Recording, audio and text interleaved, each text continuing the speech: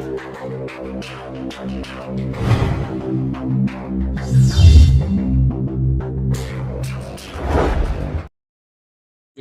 குலதெய்வமான குழுந்தாளம்மனை போற்றி, பெரிய கருப்பணசாமியை போற்றி, அனைவருக்கும் எனது பணிவான வணக்கம். வணக்கம். நேயர் கேள்விக்கு பதில் தரலாம். ஒரு பொதுவான கேள்வி கேட்டிருக்கார். எப்படின்னு கேட்டிங்கன்னா, அவரோட ஜாதகத்துக்கு அல்லாமல் ஒரு ஜோதிட பாடமாக கேட்டிருக்கார் கேள்வி.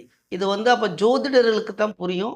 அடிப்படை ஜோதிடத்தை பற்றி கொஞ்சம் தெரிஞ்சிருக்கணும், முதல்ல சொல்லிடுறேன். ஆனால் அருமையான கேள்வி, பொதுவான கேள்வி, அருமையான கேள்வி கேட்டிருக்கார். அதுக்கு பாராட்டலாம் அவருக்கு ஒரு நன்றி. அருமையாக பேர் என்னென்னா எஸ்எஸ்பின்னு போட்டிருக்கு ஐடியில். என்ன ஒன்றா தயவு செய்து கேள்வி கேட்குறவங்க முன்னாடி உங்களுடைய பேர் எந்த ஊர்னு போட்டிருக்கேன், அப்போ தான் நான் தெரிஞ்சுக்க முடியும் நீங்கள் எங்கேருந்து கேட்குறீங்க அப்படின்னு. சரிங்களா? அவருடைய கேள்வியை படிப்போம்.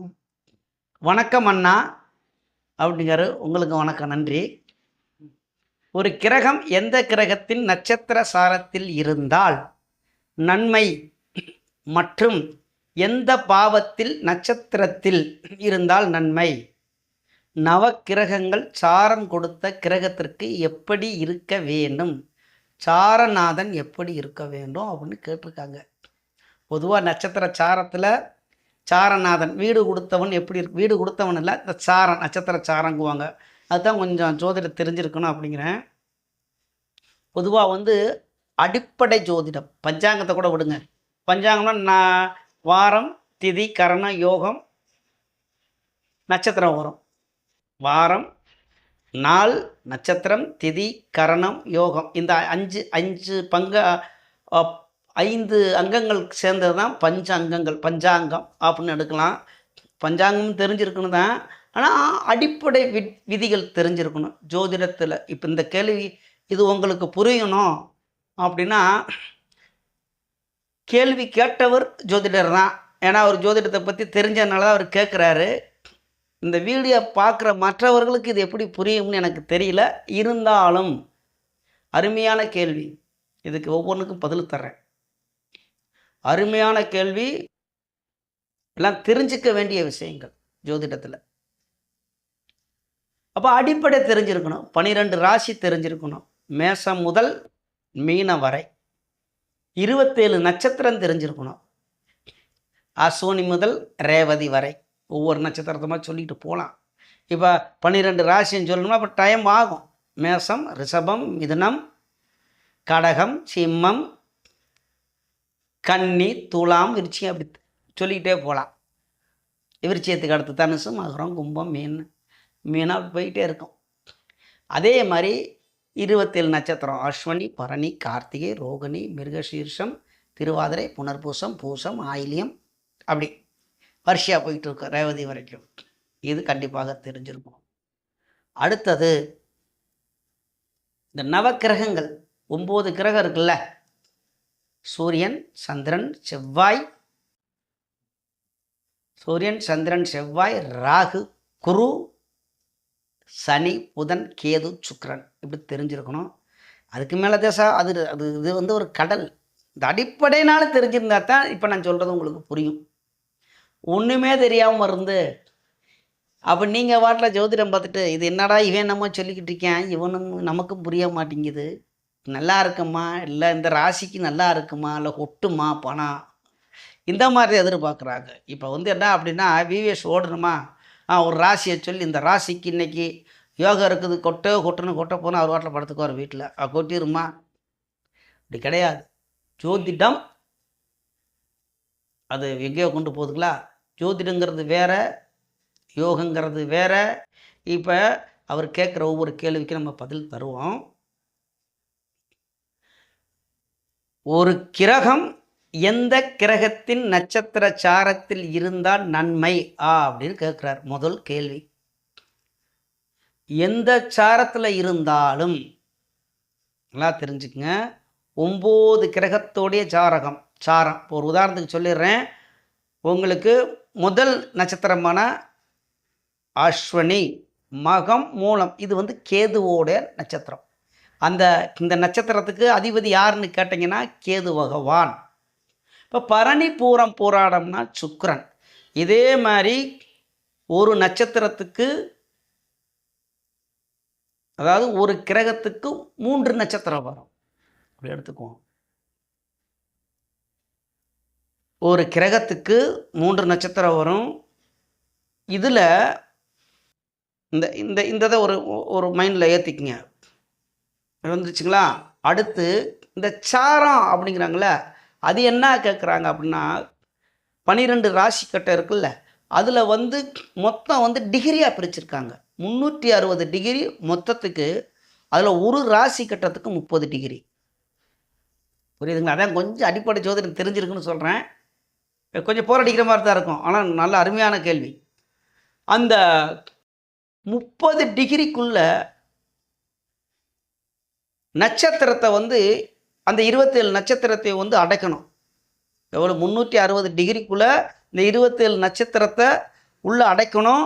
ரெண்டாவது இதை எப்படி அடைக்கிறது அப்படின்னா, இதுக்கு தான் ஞானிகள் ஒரு கணக்கு வச்சுருக்காங்க.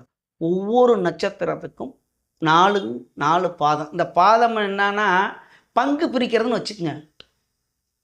இந்த 360 இந்த 27 நட்சத்திரத்தை வந்து 360 பேர்த்துக்கு கொடுக்கணும். இது எப்படி கொடுக்கறது? அதுக்கு தான் 4 பாதமாக வைக்கிறாங்க. அப்போ இந்த 4 பாதத்துக்கு வந்து ஒரு 13.20 பேர்த்துக்கு கொடுக்குறாங்க. புரியாது? சரி, ரைட்டு. அந்த பாடத்தை சொன்னா தான் புரியும். அப்போ ஒரு ராசி எடுப்போம். 30 டிகிரி. 30 டிகிரிக்கு போது ஒரு நட்சத்திரத்துக்கு 13.20 டிகிரி. அப்போ அந்த சாரங்கிறது இந்த கிரகம் வந்து எந்த டிகிரியில் இருக்கிறது. அப்போ அதுக்கு தான் நவாம்சத்தை பார்க்குறாங்க. உடனே சில பேர் என்ன எடுத்துடுறாங்க, நவாம்சத்தை பார்த்த உடனே சூரியன் நவாம்சத்தில் உச்சமாக இருக்கிறாரு, இப்போ நல்லா பலனை செய்வார், எங்கேயா தர்றாரு. நிறைய பலன் எடுக்கிறதுக்கு நிறைய விஷயங்கள் இருக்கிறது. அப்போ இந்த சாரம் வாங்கின உடனே நன்மை செய்யுமா அப்படின்னா, வீடு கொடுத்தவன் வலுவாக இருக்கணும். முதல் பாயிண்ட். சாரத்தை விட்டுருங்க. இப்போ சாரநாதனை பார்க்க வேணாமா நட்சத்திரத்தை அப்படின்னா, அது எதுக்கு பார்க்குறோம்னா எந்த டிகிரியில் இருக்கிறது. இப்போ ஒரு 4 கிரகம் 5 கிரகம் ஒரே ராசி கட்டத்தில் அடைஞ்சு கிடக்கு. இது எல்லாமே இணைவு தான் பெற்றிருக்கா, சேர்ந்துருக்கா, ஒன்றோட ஒன்று உரசிக்கிட்டு இருக்கா, இல்லாட்டி தூரமாக இருக்கா. இப்போ ஒரு பஸ்ஸில் போகிறோம் நம்ம பயணம், இப்படி எடுப்போம். ஒரு பஸ்ஸில் நம்ம ஒரு டூர் போகிறோம், ஒரு வண்டி ஆக்சிடெண்ட் ஆயிடுது, எல்லாத்துக்குமே அடி ஆகிறதில்ல. எந்த பாகத்தில் உட்காந்துருக்கார்கள் அவங்களுக்கு தான் பாதிப்பு வருது. கை உடையுது, கால் உடையுது, ஒரு ஆளுக்கு நெத்தியில் காயமாகுது, ஒரு ஆளுக்கு காயமே ஆகலை. அப்போ இங்கே உட்கார்ந்தவர்கள் இத்தனாவது சீட்டுன்னு எடுக்கிறோம்ல, அதுக்கு பேர் தான் நட்சத்திரம். இப்போ புரியுதுன்னு நினைக்கிறேன். இதுக்கு மேலே விளக்க அப்படின்னு தெரியல. அந்த சீட்டில் உட்கார்ந்தவர்களுக்கு பாதிப்பு இருக்கும். அந்த சீட்டில் அந்த ஓரத்தில் உட்காந்துறவர் அது முதல் பாதம். 2வது பாதம் நடுவில் உட்காந்தார். 3வது பாதம் 3வது பக்கம் உட்காந்துருக்காரு. இப்படி லைனாக எடுத்துக்க. இப்படி 9 பாதம். பஸ்ஸில் எடுத்துக்கிட்டோம்னாக்கா 5 பாதம் தான் இருக்கும். அங்கிட்டு 3, இங்கிட்டு 2. அப்படி அந்த மாதிரி எடுக்கும் பொழுது எங்கே அந்த கிரகம் உட்காந்துருக்கு, எங்கே அடி வாங்குது, அதுதான். இதுக்குத்தான் வந்து நட்சத்திரத்தை பார்க்குறத ஒழிஞ்சு நட்சத்திரம் சார வாங்கின உடனே அது நன்மையாகுமா அப்படின்னா, வீடு கொடுத்தவன் எப்படி இருக்கான் ஒன்றும் இல்லை. அப்படியே பஸ்ஸிலே சொல்கிறேன் உங்களுக்கு புரியுற மாதிரி. இப்போ பஸ்ஸில் முன்னாடி உட்காரதுக்கு தான் பிடிக்கும் எல்லாத்துக்குமே. அப்போ பஸ்ஸில் முன்னாடி சீட்டில் உட்காந்துருக்காரு அவர், அப்போ நல்லா இருக்கு அப்படின்னா அந்த நட்சத்திர சாரம் தான் முன்னாடி உட்காந்துருக்கிறது. சீட்டு 2 போல்ட்டு போயிடுச்சுன்னா சீட்டு நல்லா இருக்குமா இல்லையா? வீடு கொடுத்தவன் அதான் சீட்டு போல்ட்டு போய் ஆடிச்சுன்னா அது உழுகிற மாதிரி இருந்துச்சுன்னாக்க எந்திரிச்சு பின்னாடி வந்துடுவீங்க. அவ்வளோதான். அப்போ வீடு கொடுத்தவன் வலுவாக இருக்கணும். அந்த வீடு கொடுத்தவன் வலுவை அனுசரித்துத்தான் அந்த கிரகம் வலுவாக இருக்கணும். கிரகத்துக்கு ஆட்சி, உச்சம், திக்பலம், திருப்பலம், காலபலம், அதே மாதிரி எத்தனாவது பாவகம், பாவக பலம், இப்படி எல்லாம் எடுக்கணும். லக்னம் என்ன முதல்ல இப்போ 12 ராசி கட்டத்தில் 9 கிரகத்தை போட்டுரும். இப்போ நிறையா கிரகம் போடுறாங்க. மாந்தி, அப்புறம் புளூட்டன், நுய்டன் அப்படின்லாம் சிலதெல்லாம் வருது. அது இருக்கட்டும், அது அந்த பக்கம் போட்டோம். அதில் இந்த 9 கிரகத்துக்கு இந்த ஏன்னா தசாபத்தி அடிப்படையில் 9 கிரகம் தான் இருக்குது. ஒரு தசா பற்றி இத்தனை வருஷம்னு சொல்லி நம்ம அதை வச்சு பார்ப்போம். அப்போ அந்த இதில் வந்து அந்த கிரகங்கள் எங்கு இருக்கிறது, ஆட்சியாக இருக்கிறதா, அல்லது உச்சமாக இருக்கிறதா, அல்லது நீச்சமாக இருக்கிறதா, அல்லது பாவரோடைய வீட்டில் இருக்கா, அல்லது சுவரோடைய வீட்டில் இருக்கா, நண்பரோடைய வீட்டில் இருக்கா, எதிரியோட வீட்டில் இருக்கா, அதுக்கு தான் அடிப்படை ஜோதிடம் தெரிஞ்சிருக்கும். ஒரு கிரகம் இப்போ சூரியனை பற்றி எடுப்போம், காலபுருஷ தத்துவப்படி சூரியனை பற்றி எடுப்போம். சூரியன் எங்கு இருந்தால் நன்மை, அவர் பலமாக வலுவாக எங்கு இருப்பார், வலுவு இழந்து எங்கு இருப்பார், அது முதல்ல தெரிஞ்சிருக்கணும். 12 இந்த சூரியனை பற்றி மட்டும் சொல்லிக்கிறேன், ஏன்னா வீடியோ நீளம், ஒரு பாடம் மாதிரி எடுக்கலாம். சூரியன் மேசத்தில் இருக்கும்போது உச்சம் பெறுகிறார். காலபுருஷ தத்துவப்படி முதல் ராசியான மேசத்தில் இருக்கும்போது சூரியன் உச்சம் பெறுகிறார். அப்போ நல்ல வலுவாக இருக்கிறார், ஆரோக்கியமாக இருக்கிறார். அவர் யார் அடித்தாலும் திருப்பி அடிப்பார், அவர் அடி வாங்க மாட்டார், நன்மை, அருமையாக இருக்கிறார். அப்போ அவர் எந்த சாரத்தில் இருந்தாலும் சரி, அங்கே மேசத்தில் என்னெல்லாம் இருக்குது, அஸ்வினி பரணி கார்த்திகை இருக்கா, கேதுவோட சாரம் வாங்கிக்கிட்டு கேது எப்படியும் ஆகிட்டு போட்டோம், அதை பற்றி கவலை கிடையாது, அவர் உச்சமாக இருக்கிறார், உச்சந்தான். வீடு கொடுத்தவன் செவ்வாங்க ஆட்சியாக இருக்கார், இன்னும் வலுவாக இருக்கிறார், அது எந்த சாரம் வாங்கினாலும் சரி. அதில் பௌர்ணமி சந்திரன் பார்க்குறார், இன்னும் வலுவாக இருக்கிறார், குரு பார்க்குறார், சூப்பர். இப்படித்தான் படிநிலை வலிவு, புரியுதுங்களா? அப்போ அங்கே சாரநாதனுக்கு வேலை இல்லை. அப்படியே சூரியனை தூக்கி சிம்மத்தில் போடுங்க, ஆட்சியாக இருக்கிறார். இங்கே சொன்ன மாதிரி தான். அப்போ வீடு கொடுத்தவன் ஆட்சியாகத்தான் இருக்கிறான், அந்த வீட்டுக்கு அதிபதி ஓனரு அவர் தான், அருமையாக இருக்கிறார். இந்த இடத்துல சுபக்கிரகங்கள் தொடர்பு கொள்கிறது. வளர்வுரை சந்திரன், தனித்த புதன், குரு, சுக்கிரன், இவர்கள் தொடர்பு கொள்கிறார், இன்னும் கொஞ்சம் வலுவாகிறார். நம்ம சூரியனை மட்டும் தான் பார்க்குறோம், மற்ற கிரகத்தை பார்க்கல. ஏன்னா அந்த இடத்துல அப்போ சூரியன் கூட சுக்கிரன் சேர்ந்து அஸ்தங்கமாகி போச்சுன்னா சுக்கிரன் தான் வலுவு இழக்குது. சூரியன் வலுவாக இருக்கிறார், நல்ல பலமாக இருக்கிறார். துலாத்தில் வருகிறார் சூரியன், நீச்சம் பெற்று போய்விட்டார், செயலிழந்து போயிட்டு விட்டார், எவன் அடித்தாலும் அடியே வாங்குகிறார். அந்த இடத்தில் சுக்கிரன் இருக்கிறார், நிச்ச பங்கம் ஆகிறார், அடித்தா திருப்பி அடிக்கிற அளவுக்கு கொஞ்சம் தைரியம் வந்து விட்டது, வலுவாக இருக்கிறார். இப்படி ஒவ்வொரு கிரகத்தையும் எடுக்கணும். சூரியன் ஜனியோட வீட்டில் இருக்கிறார், எதிரியோட வீட்டில் இருக்கிறார், பேசாமல் உட்காந்துக்குவார், என்ன பேசினாலும் அடித்தாலும் இன்றைக்கி நம்ம நேரம் காலம்படா அவன் வீட்டில் போய் உட்காந்துருக்கான், நம்மளை குத்தி பேசுவாங்க, குடைச்சி பேசுவாங்க, இது கேட்டு ஆகணும், எடுத்து பேச முடியாது. நண்பரோடைய வீட்டில் இருக்கார், கொஞ்சம் பேசலாம். இது கிரகத்தை மனிதர் மாதிரி பாவிச்சு நம்ம பலன் எடுக்கணும், சரிங்களா? அப்போ சாரத்தில் இல்லை. நீங்கள் கேட்ட முதல் கேள்விக்கு எந்த சாரத்தில் இருந்தாலும் அதோடைய பலன் இல்லை. சாரம் எதற்காக எடுக்கிறோம், எங்கே தூரத்தில் எங்கே நிற்கிறது அப்படிங்கிறது மட்டும்தான். வீடு கொடுத்தவன் வலு, இந்த மாதிரி சுவக்கிரகங்கள்லாம் தொடர்பு கொள்ளும் பொழுது கிரகம் வலுவாக இருக்கிறது நன்மையை செய்யும். லக்னத்துக்கு நண்பராக பாவம், எத்தனாவது பாவகம் அந்த பாவகத்தோட வேலையை செய்யும். இன்னும் நல்லா புரிஞ்சுக்குங்க. சூரியன் வலுன்னு சொல்லிட்டேன், இந்த சூரியன் நன்மையை செய்யணுமா தீமையை செய்யணுமா, அடுத்து பாவக பலம்.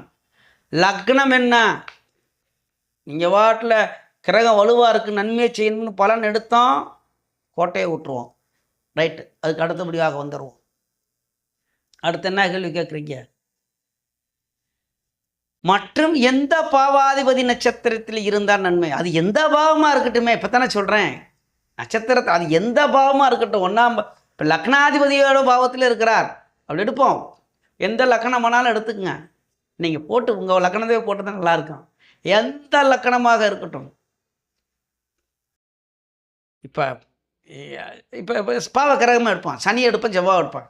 இப்போ சனிக்கு உள்ளது மகரத்தில் மகர லக்கணம். அப்போ சனி எங்கே இருக்கிறார், சனியோட நட்சத்திரமான அந்த இடத்துல சனியோட நட்சத்திரம் எங்கே வரும்னாக்கும் உத்திரட்டாதி நட்சத்திரம் வந்து இதில் தான் வரும், மீனத்தில். அப்போ மீனத்தில் இருக்கிறார், அங்கு எந்த நிலையில் இருக்கிறார், சாரநாதன் சொந்த சுயசாரத்திலே இருக்கிறார், இல்லை மகரத்தில் இருக்கிறார். மகரத்தில் என்னெல்லாம் நட்சத்திரம் வரும், அப்போ மகத்தில் வந்து அங்கே வந்து மகரத்தில் என்ன வரும்னா உத்திராடம், ஒரே நிமிஷம், ஆமாம் உத்திராடம் தான் வரும். அங்கே மகத்தில் என்னென்ன வரும்? உத்திராடம், திருவோணம், அவிட்டம் வரும். அப்போ உத்திராடம், திருவோணம், அவிட்டம். உத்திராடங்கிறது சூரியனுடைய நட்சத்திரம், அவிட்டம் திருவோணங்கிறது சந்திரனுடைய நட்சத்திரம், அவிட்டம் செவ்வாயோட நட்சத்திரம். இவன் ஜாரம் கொடுத்தவன் எப்படி வேணாலும் இருக்கட்டும், இவன் அங்கே ஆட்சியாகலையா இருக்கேன். இப்போ சூரியனுக்கும் சனிக்கு ஆகாது. அப்போ சூரியன் எப்படி இருந்தால் அவருக்கு என்ன? அங்கே சூரியனை உச்சமாகவே இருக்கட்டும், வீடு நட்சத்திர சாரம் கொடுத்தேன். இங்கே சொந்த வீட்டுக்காரன் ஆட்சியாக இருக்கிறான்ல, வலுவாக இருக்கும். அதில் சுபக்கிரகங்கள் பார்வது, தொடர்பு கொள்வது, வலுவு நல்லா இருக்கார். இப்படி ஒவ்வொரு கிரகத்தையும் பார்க்கணும். சாரை எந்த பாவகத்தோடைய சாரம் வாங்கின பாரு. லக்னாதிபதியில் 2ஆம் பாவத்தோட 2ஆம் பாவம்னாக்கா அதுக்கு வந்து சனியாக தான் வர்றாரு. அப்போ லாபத்தை கொடுக்கக்கூடிய 5ஆம் பாவம் அனுப்போம். யோகாதிபதியான சுக்கரனுடைய சாரம் அங்கே இல்லை. எடுக்கும்போது பார்க்குறோம் ஒரு கிரகம் எங்கே இருக்கிறது, வீடு கொடுத்தவர் எப்படி இருக்கிறார், யாரெல்லாம் சேர்றாங்க, யாரோட தொடர்பு கொள்கிறார்கள், அந்த கிரகத்தோடைய வலு அனுசரித்து பலன் எடுக்கலாம். அந்த லக்னம் என்ன, லக்னத்துக்கு அந்த கிரகம் என்னவா இருக்குது, அவ்வளோதான். நன்மை செய்யுமா தீமை செய்யுமா? கிரகம் வலுவாக இருக்குது. இப்போ நான் எத்தனையோ வீடியோ போட்டுட்டேன். குரு உச்சமாக இருக்கிறவன் பிச்சை எடுத்துக்கிட்டு இருக்கேன், சனி உச்சமாக இருக்கிறவனும் பிச்சை எடுக்கிறான். அதே குரு உச்சமாக இருக்கிறவன் கோடீஸ்வரனாக இருக்கிறான், சனி உச்சமாக இருக்கிறவன் அரசியல்வாதியாக இருக்கிறான். நிறைய ஜாதகம். அப்போ அந்த இடத்துல சாரம் வாங்கினாலையா அப்படின்னா கிடையவே கிடையாது. அது ஒரு பக்கம். அடுத்தது நட்சத்திரத்தில் இருந்தால் அது ஒன்று.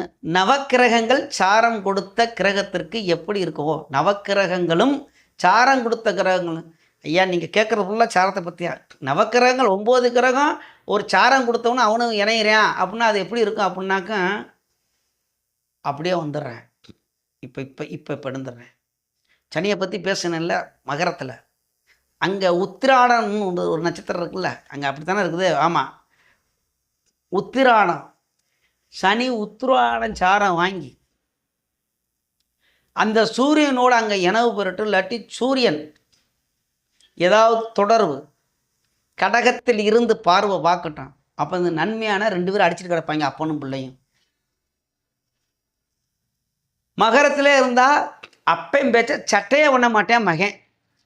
மகன் சொல்கிறது தான் அப்பையும் கேட்கணும். அப்போ எந்த சாரம் வாங்கினா என்ன, எப்படி இருந்தால் என்ன? சாரனால சூரியன் இப்போ சனியோட சூரியனோட சாரம் வாங்கியிருக்கு.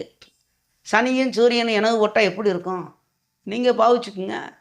இதே மாதிரி ஒவ்வொரு கிரகமாக எடுங்க, ஒவ்வொரு ராசி கிட்டத்தில் எந்தெந்த நட்சத்திரம் இருக்குன்னு எடுங்க. இப்போ அந்த கிரகத்துக்கு நண்பரா பாவரான்னு பாருங்கள், லக்கண பாவியா நண்பரான்னு பாருங்கள். எந்த பாவகத்தில் இருக்கிறார், எத்தனாவது பாவத்துக்கு அதிபதி, காரகம் என்ன. ஒரு கிரகம் வலுவாக இருந்தால் அந்த காரகம் வலுவாக இருக்கும். இப்போ உடனே அடுத்து வந்துடக்கூடாது. குரு உச்சமாக இருக்குது, அப்போ குழந்தை பிறக்குமா? கண்டிப்பாக பிறக்கும். 5ஆம் இடத்துக்கு அதிபதி. ஏன்னா குரு உச்சமாக உள்ள ஒரு ஜாதகத்தில் நான் நிறையா போட்டுடலாம், இல்லாட்டி வேணால் நிறையா போடுறேன். வாரிசு இல்லாமல் இருக்கிற ஜாதகம் என்கிட்ட இருக்குது. குரு உச்சமாக இருந்தால் குழந்தை கொடுக்கணும்ல, காரகம். இப்போ ஏன் கொடுக்கல? அப்படியே 5ஆம் இடத்துக்கு அதிபதிக்கு வந்துடணும். ஜோதிடங்க ஐயா, அது ஜோதிடம். ஒரு கிரகத்தை மட்டும் பார்த்தோன்னே நம்ம பலன் சொல்லக்கூடாது. ஒரு கேள்வி நம்மள்கிட்ட வர்றவங்க ஜோதிடர் ஒரு கேள்வி கேட்குறாங்கன்னா அப்படியே கண் அப்படியே பொல இப்போ வண்டி ஓட்டுறோம்னா ஸ்டேரிங்கை பிடிச்சி நேராக போனால் எங்கேயா போய் புளியா மரத்தில் தான் எங்கிட்ட திருப்பாமல் போனால் எப்படி நம்ம டிரைவிங்கு பண்ணும்போது எங்கெல்லாம் கண் பார்க்குது, எதெல்லாம் ஹார்ன் என்னெல்லாம் இருக்கோ அதே மாதிரி ஜோதிடருக்கு அப்படியே பல ஒரு ஜாதகத்தை ஓப்பன் பண்ணி அப்படி பரவலாக விடணும் அந்த பார்வையாக. லக்னம் என்ன, அந்த கிரகத்தோடைய வலுவு என்ன தசாபத்தி நடக்குது, என்ன கோச்சாரத்தில் போய்கிட்டு இருக்கு, பலன் என்ன, நன்மையா தீன்மையா, அவங்க என்னத்துக்கு கேட்குறாங்க, இதுக்கு வந்து பயங்கரமாக. அப்போ நீங்கள் கேட்டதில் எல்லாமே சாரநாதனை பற்றி கேட்குறீங்க. சாரத்தில் ஒரு விஷயமும் கிடையாது. எனக்கு எனக்கிட்ட இப்போ தரக்கத்துக்கு வரலாம் வர்றவங்களுக்கு, அதுக்கு நான் எதுவும் இல்லை. ஏன்னா நான் இது வந்து நீ எப்படி சாரம் இல்லைன்னு என்ன பண்ணு போய் ஆதித்ய குருஜிகிட்ட கேளுங்கன்ட்டு என் குருநாதர், மானசீக குருநாதர். என்னை போல வந்து பல லட்சம் பேருக்கு குருநாதராக உள்ள ஆதித்ய குருஜிகிட்ட போய் கேட்கட்டும். சரிங்களா? அப்போ சாரத்தில் நான் பலன் எடுக்கிறேன். என்னோட வீடியோ எங்கே வேணாலும் பார்த்துங்க. இந்த சாரம் அப்படின்னு சொல்லிட்டுக்கணும் அப்படின்னா ஸ்டார்டிங் வீடியோவில் போட்டுக்கலாம் 1 2. கிரகம் வலுவை அனுசரித்து தான் பலன். வீடு கொடுத்தவன் தசாபுத்தி